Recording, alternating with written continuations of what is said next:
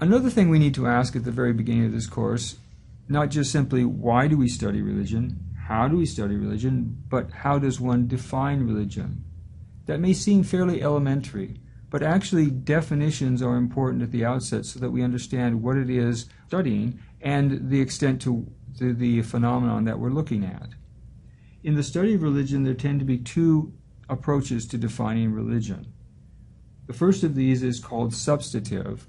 A substantive definition is a definition that focuses primarily on the content of religion. What is religion? One of the most famous definitions of religion from a substantive perspective was that offered by Edward Tyler, an anthropologist of the 19th century and into the 20th century, who said that religion is simply the belief in spirits. The problem with a substantive definition of religion is that it's more like an inventory of religions, like sitting there and just taking note of what you see without actually seeing the connections between those discrete items. Content is helpful, but content doesn't take us all the way into understanding of religion. This is why scholars talk in terms of functional definitions of religion. They're more interested in what religion does, especially what it does for people or groups of people. You might say that as opposed to substantive definitions which focus on the content elements, functional definitions look at the consequences of religion. In terms of a functional definition of religion, one of the most famous of these was offered by Whitehead, the philosopher, who said that religion is what people do in their solitariness. What he meant by that is, without any distractions, being completely alone, where does the human mind turn? Where do the affections go? And his understanding was that the mind goes to that ground of being, so to speak, that is the source of all things. Now, I know that sounds rather high and mighty, but what he was trying to do in that definition is to say that religion is important to people despite all of the distractions they may have in the world, and once they are by themselves, religion resurfaces and has a unique meaning for people. But this presents a problem. The functional definition, if it can be what people think about when they're by themselves, or where their minds turn, or where their hearts turn when they're by themselves, assumes that it could be almost anything. For example, where does your mind turn when you're all by yourself? What do you think about when you're all by yourself? What motivates you to do what you do? That can't possibly be religion, or can it? Whitehead would say yes, but for our purposes, let's hold that in suspension for a moment and just simply say that religion, at least as defined, seems to hold both content and consequential elements to them. That is, religion is both what it does for people as well as what it is on the face of it. Clearly, religion is much more complex than these types of definitions allow. So what I'd like for us to consider is how to see religion from both of these perspectives. One individual who tried to sidestep this problem, that is, those who would lay out religion in terms of content, or those who would broadly define religion in terms of the function, was Ninian Smart, who we talked about a little earlier. Ninian Smart is one of the giants in the study of religion, largely because he comes on the scene in the 1950s and 60s as the field is developing. In the 1960s, he found these definitions superfluous in that they weren't really getting at what religion is and what religion does. And so he stepped back and he said, let's at least agree that we know what religion is when we see it, even though we can't accurately define it, at least the way we would like to define it. And then in a famous essay that he wrote in 1968, he laid out what he called the dimensions of religion. The dimensions of religion are what he called the expectable features of religion. You might say the aspects of religion. What you see when you look at religion. They include both content and consequential elements. That is, they are both substantive and functional at the same time. One way to lay this out, at least in terms of how to remember them, is think of how a religion might develop historically or non-historically. Smart says that all religions begin with an experience. And so for him, the first of these dimensions of religion is the experiential dimension. There are the feelings, the emotions that people report, a presence that they experience. All of this is part of the religious dimension known as experiential. In the experiential dimension, you might have someone like a founder of a religion, such as Muhammad, who goes up to pray in a cave and an angel appears to him. It's a terrifying experience, but it's the beginning of the development of Islam. Or perhaps the apostles themselves, when Jesus is with them and he's transfigured before them, and they're somewhat terrified by this experience, but they recognize him for who he is. These become ways by which religions begin. In the experiential dimension is cultivated and developed by religions in such ways as mysticism. A second dimension, which seems to follow naturally from the experiential dimension, is the mythic dimension. The mythic dimension is the dimension of stories, of narrative, of telling stories about founders, of the experiences they had. The Gospels of Jesus are the stories of his experiences, of the tales of his life, of his teaching. The sutras of the Buddha are the sermons of the Buddha, but they also include some of his own experiences and the myths that are told about his life. A third dimension is a doctrinal dimension. The doctrinal dimension is the dimension we might closely relate to philosophy. Doctrine means teaching. It is the dimension of instruction. And Smart says that all religions teach doctrines. They may not call them doctrines by name, but they are doctrines. Even a teaching such as karma is a doctrine. Another dimension of religion that also seems to flow from the teaching dimension is the ethical dimension. All religions, Smart says, have rules. All religions have a moral dimension. They all wish for their followers to uphold certain standards. In the Jewish tradition, for example, there is the Torah. The Torah is the law of Moses. There's also the Ten Commandments, which is shared by the Jewish and the Christian tradition. In Islam, there is the Sharia, which are the legal elements of the religion. In Buddhism, there are the precepts, which spell out how the Buddhist monks must behave, but also how the lay members must behave. Another dimension of religion is the ritual dimension. The ritual dimension is the dimension of symbolic action. Rituals can be something as simple as praying, which is a ritualized activity, or going on a pilgrimage, which is also a ritualized activity. These are all symbolic actions because they repeat the actions of either a founder or some important person in the tradition.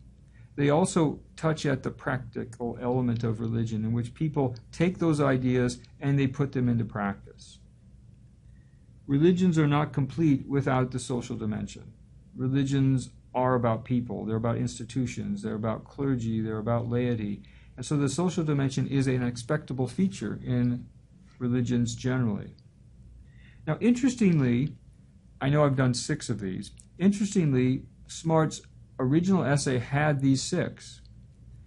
And then when he wrote his famous textbook, The Religious Experience of Mankind, he had left out one dimension that many people criticized him for, and that was the dimension of creativity. It's simply called the material dimension, but religions spark within people creative activity, creative energy. They want to make things. They want to sing. They want to shout. They want to paint. They want to do all kinds of works of art. And so Smart later includes the 7th dimension in the study of religion. That is, this is the dimension in which people express their feelings. They express their joys, their sorrows, through art, music, architecture. Thus, through these dimensions, we are able to view religion as more than merely beliefs or ideas or experiences, but as an interconnected system, you might say a worldview that is shared by a group of people. Now, I've been talking quite a bit about Ninian Smart, but Ninian Smart is not the only individual in the study of religion that had something to say about defining religion or what religion is. Smart was important in that he was trying to find a way around the definitional problems that scholars were wrestling with in the 1930s, 1940s, and 1950s. But one thing that seems to be left out of his list, that is these 7 dimensions of religion, may be assumed, but it should actually be specified. That was offered by Mircea Eliade. Mircea Eliade was a Romanian who came to the United States and taught at the University of Chicago until his death in 1986. What he brings to the study of religion is what we'll call the sacred dimension of religion.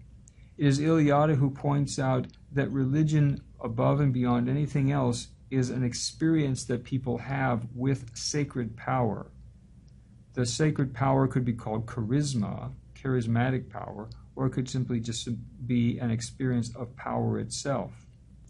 In his famous book, The Sacred and the Profane, published in 1959, Eliade distinguishes between sacred and profane as two different realms in the minds of humans. That is, once the sacred appears, once the sacred comes into contact with humans, the humans see the world differently. The world is shot full of sacred power, and the areas where that sacred power is not becomes considered profane.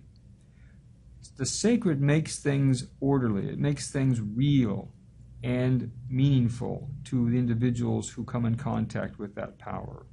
Everything else in their lives becomes less meaningful, chaotic, not important. You might say just the day-to-day life that you do has no meaning to it. But it's the contact with the sacred that brings meaning to people. But the sacred is not just an experience. The sacred finds itself attached to objects, to persons, to places, to events.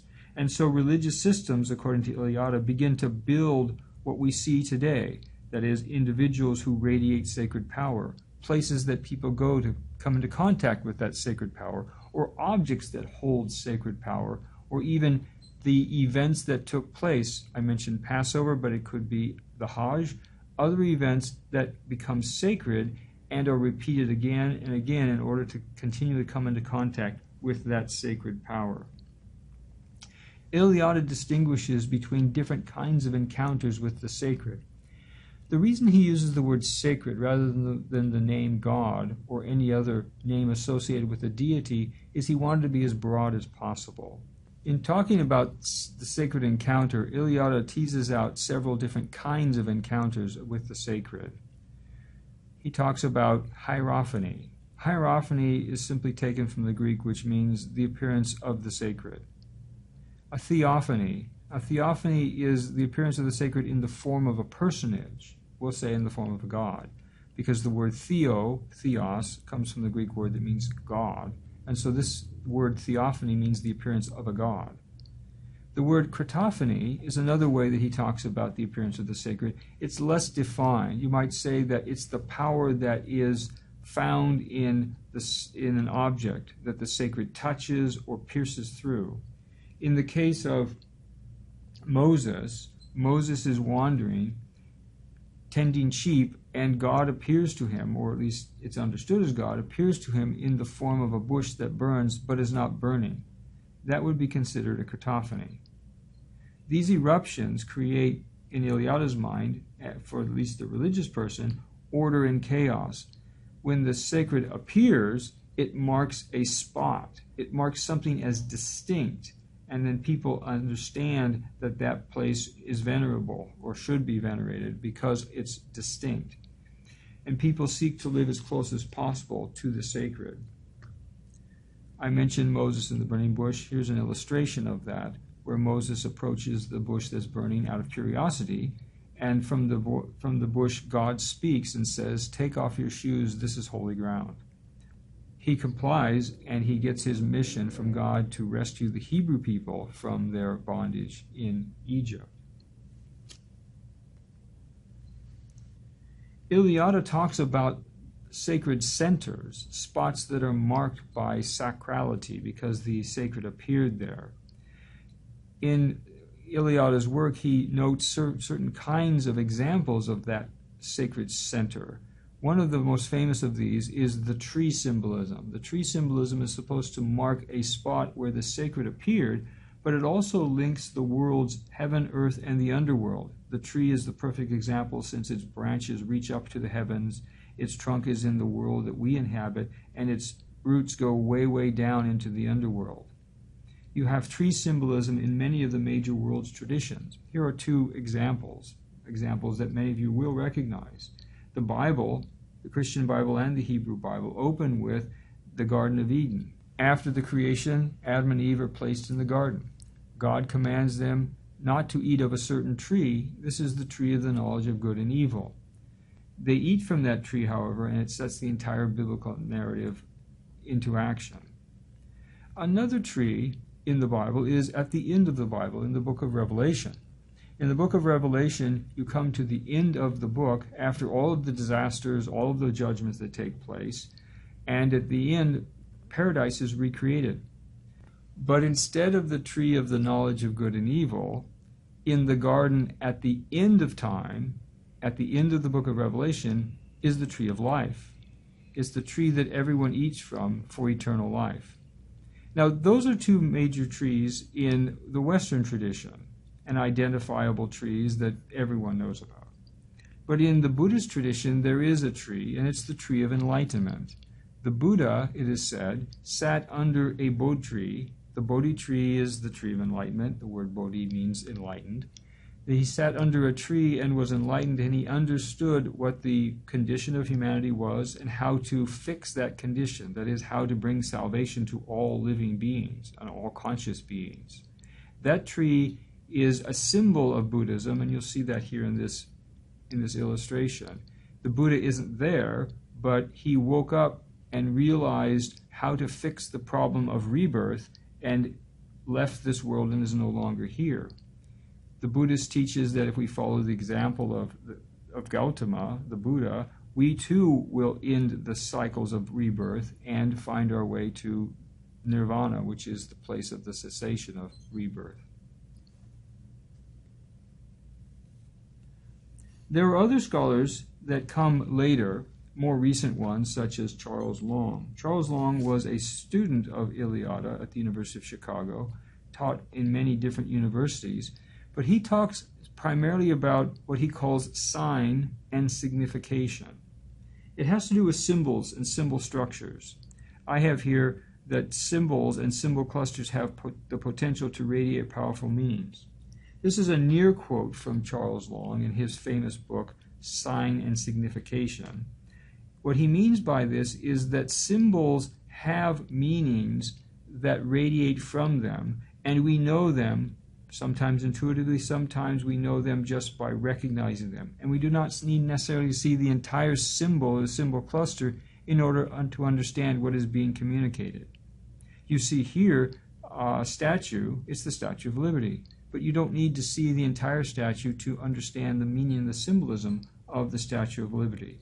Charles Long would take those ideas and look at religious traditions and see part symbols, and could, from those part symbols, understand that people create entire meaning systems just from a partial symbol, and those radiate sacred power. In addition, from the world of anthropology, there is Mary Douglas. Mary Douglas assumes something about human nature that isn't assumed by either Ninian Smart or Mircea Eliade or Charles Long.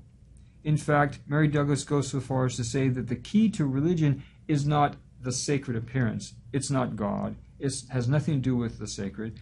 The key to understanding religion is understanding human nature and human behavior. That by nature, humans classify things. Humans separate into categories. And after a fashion, those become traditional ways of separating. Those traditional ways of separating then take on sacred meaning. The profane is not disorderly. The profane in her system, or at least her way of understanding, is those things that don't fit into these categories. As a perfect example of that, Mary Douglas points to some of the tribes that she studied in Africa. The African tribes have ways of dividing the world in the same way that Americans have ways of dividing the world. But in some African traditions, things that don't fit neatly into categories are considered dirty. They're considered not to be touched. They're considered profane. This, of course, is different from Eliade, who said that what is profane is by implication that which is not sacred. That is, what the sacred doesn't consider sacred is not sacred. It sounds like a tautology. But what Mary Douglas does, on the other hand, is she says humans know instinctively when they divide things into categories what fits and what doesn't fit. And if something doesn't fit into the system, it can never fit into the system, and so they discard it. It becomes profane.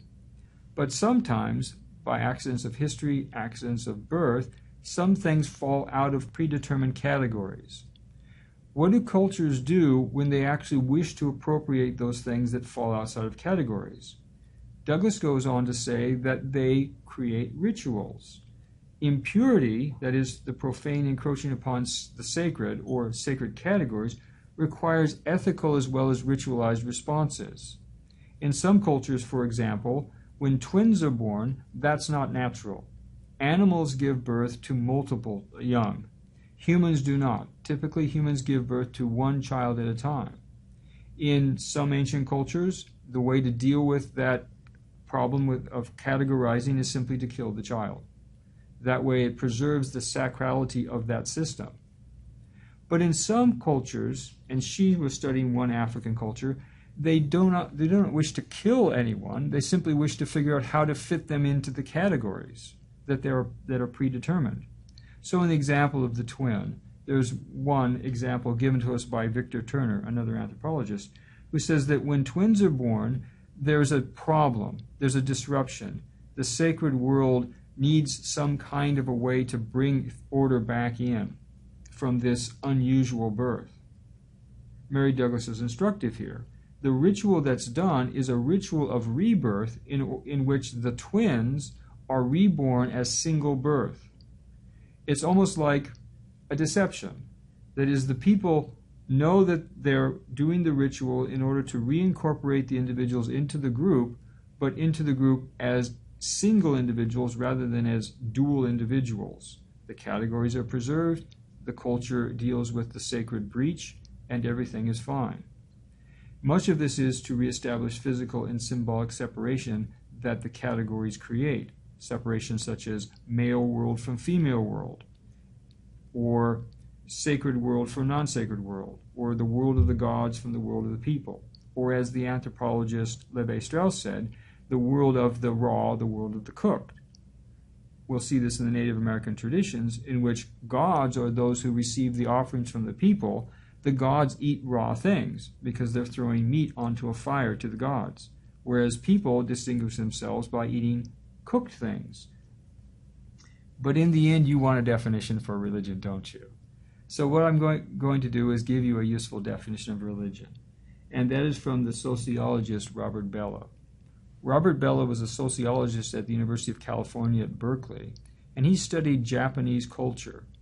But he also was interested in American society and in how American society was able to maintain its cohesion despite the fact that immigrants from all over the world came here bringing their own different cultures, their own ways of life. In the middle of an essay, out of the blue, the essay is Religious Evolution, he gives a definition of religion. He never returns to it. But for our purposes, it becomes very important because it will help us see into the world of these other traditions how they organize themselves and why things become sacred for them. He says this: religion is a set of symbolic forms and acts that relate man to the ultimate conditions of his existence. The definition has two parts to it: symbolic forms and symbolic acts. To explain this, let me try to simplify it this way. Symbolic forms are simply modes of perception. You might say the mental structures that people carry with them. I have here that the assumptions people hold about the world in which they live, these are symbolic forms. People enter the world and they see the world structured in certain ways, and they respond to the world, symbolic acts, in the ways that they interpret the world, symbolic forms. Symbolic acts then become modes of behavior, again, human responses to the way they see the world. So that when somebody experiences something, they respond according to the way they see the world, that is, their worldview. One example that I might give from personal experience to demonstrate what I mean by symbolic forms and symbolic acts happened not a few years ago. In my backyard, I have an orange tree. The orange tree is about 15 or 18 feet tall. Once in a while, when there's a good rain, the tree will have too many oranges, and also the oranges begin to split. The oranges rot in the tree unless I go up in the tree and pick them one by one. And so this I decided to do one Sunday afternoon. I went into the tree and I began picking the oranges that were rotting in the tree. But this was becoming a tedious process because I have to pick one orange at a time. But these oranges were fairly rotten, so I thought to myself, what if I shake the tree? And the tree was such that I could grab the major branches and just shake as hard as I could. And I thought this seemed like a good idea. So I started violently shaking the orange tree, and sure enough, the rotten oranges were dropping out of the tree one by one, and I thought, this is a perfect strategy. What I didn't know is my neighbor in the yard behind me was watching this, but she didn't know I was in the tree. From her perspective, all she saw was a tree violently shaking because the leaves had covered up where I was. And when I spotted her, she was looking up in the sky with her mouth agape. Well, I knew that she was a very religious woman, and it's very possible that what she saw, translated through her worldview, was perhaps something not unlike Moses, who saw a bush burning, and she might have responded in a symbolic way. Who knows, she might have fallen on her knees and prayed to the tree.